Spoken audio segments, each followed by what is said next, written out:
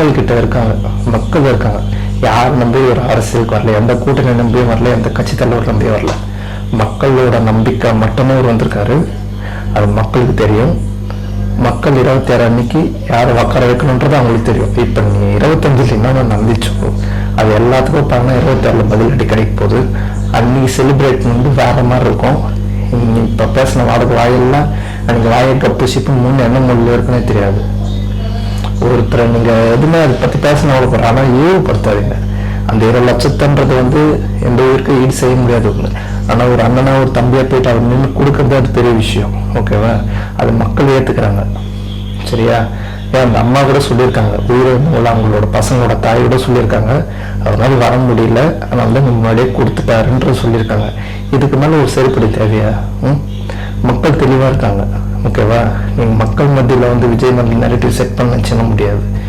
அதே மாதிரி வந்து மக்கள் மேலேயே நெரட்டிவ் செட் பண்ணணும்னு சொல்ல முடியாது. இங்கெல்லாம் மாறி போச்சு. இனிமேட்டு யாருக்கும் எதுவுமே கிடையாது. 26க்கான பதில் ரிசல்ட்டு உங்களுக்கு கண்டிப்பாக கிடைக்கும். அது வரையும் ஒரு 6-4 மாதம் தான் வெயிட் பண்ணுங்க. எலெக்ஷன் வரும், வந்து கொடுத்தீங்க எல்லாருமே வாங்கிப்போம். வாங்கி யாருக்கு போகணுன்றது உங்களுக்கு தெரியும்.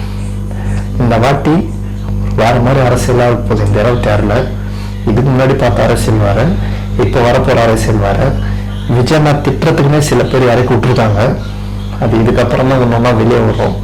அதை பார்க்கலாம். என்ன வேணால் பேசு, யார் என்ன வேணால் பேசணும். ஆனால் எனக்கு அந்த விஜய் மேலே இருக்கிற டேமேஜ் உடையணும்.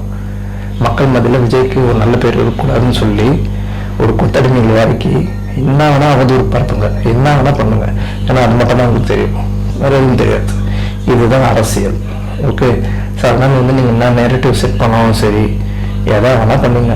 வர 26 அன்னைக்கு இதுக்கான முழு பதிலடி கண்டிப்பாக கிடைக்கும். அது எல்லாரும் வெயிட் பண்ணி பார்க்க போகிறோம். அன்னைக்கு திருவிழா இருக்கும் போது அந்த எலெக்ஷன் அறிவிச்ச அந்த நொடி அது வேற மாதிரி ஒரு இம்பாக்ட் கிரியேட் பண்ணும்.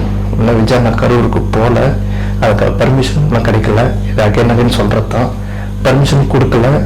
அதே மாதிரி மண்டபமும் அங்கே கொடுக்க மறுக்கிறாங்க. அது கூடி சீக்கிரம் அதுக்கான தீர்வு கிடைக்கணும். இல்லைன்னா அவரே இறங்கி போயிட போகிறாரு. ஏன்னா ஒரு லிமிட் வரைக்கும் தான் எல்லாமே பொறுமையாக அப்படியே பார்ப்பாங்க. நீங்கள் சும்மா இதை தான் சாக்கு அப்படியே ஹோல்ட் பண்ணி வச்சுன்னு நான் போகிறேன் பார்த்துக்கலாம் அப்படின்னு தான் போகணும். என்ன கூட்டம் வரும், அதுக்கு அவர் தெரியும், அது என்ன பண்ணணும் ஏது பண்ணணும்னு தெரியும். அதை அவர் பார்த்துப்பாரு. கரூர் மக்களுக்கு கூடிய சீக்கிரம் விஜயனை போய் பார்ப்பாரு. அது கரூர் மக்களே நம்புறாங்க. இது வரைக்கும் அவர் மேலே ஒரு கோபம் கூட இல்லை.